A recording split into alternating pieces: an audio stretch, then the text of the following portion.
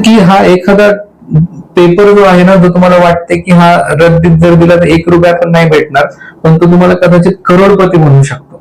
तर नेमकं अनक्लेम संपत्ती एक साध्या सोप्या शब्दात जर आपण समजून घ्यायचं म्हटलं तर नेमकं काय सांगाल तुम्ही आमच्या प्रेक्षकांना की अनक्लेम संपत्ती नेमकं काय असते? भारतामध्ये असा खूप पैसा आहे जो लोकांचा आहे, म्हणजे तुमच्या आमच्यासारख्या साधारण लोकांचा आहे, पण तो पैसा कुठेतरी अडकून पडलेला आहे. पण सक्सेस रेट किती या क्षेत्रामधला?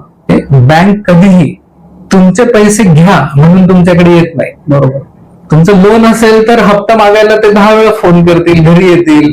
पण तुमचे जर पैसे बँकेत असतील आणि त्यात ते देणं असेल बँकेला, तर ते काय स्वतःहून बऱ्याचदा येत नाही. अनेक वेळा आपले वडील असतील किंवा आजोबा असतील, त्यांनी कुठली संपत्ती घेतली पण ती नातवांना किंवा स्वतःच्या मुलाला देखील, बायकोला देखील माहित नसते. तर आमचं व्हिजन काय आहे? पहिली गोष्ट तर लोकांना मदत करायचीच आहे, बट असे अनेक लोक आहेत सर आज इंडियामध्ये ज्यांना हे माहितीच नाहीये की त्यांचे असे अनक्लेम फंड आहेत. साधारण किती शेअर्स अनक्लेम जी संपत्ती आहे ती भारतात पडून आहे? साधारण 4 लाख कोटी रुपयांचे शेअर्स आणि डिव्हिडंड आजही अनक्लेम्ड आहेत. कोणकोणत्या अडचणी जाणवतात लोकांना?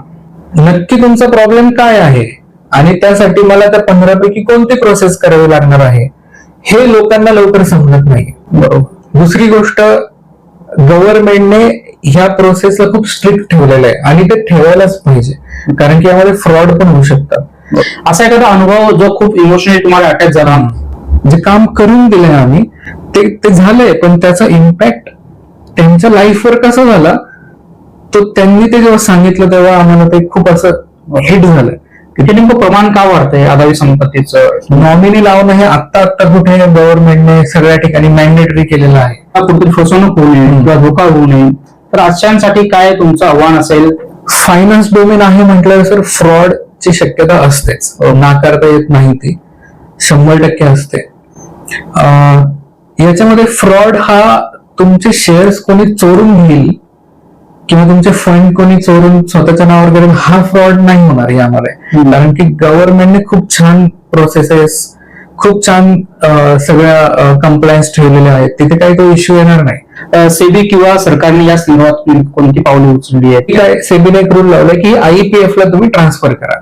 आयईपीएफ म्हणजे एक फंड आहे, यांचं एक स्वतःचं म्हणजे गव्हर्नमेंटचा फंड आहे, ज्यांचं स्वतःचं एक बँक अकाउंट आणि एक डीमॅट अकाउंट आहे. तिथे ऍट ऍक्च्युअल ही कंपनीचे शेअर्स कंपनी तिकडे ट्रान्सफर करून टाकते.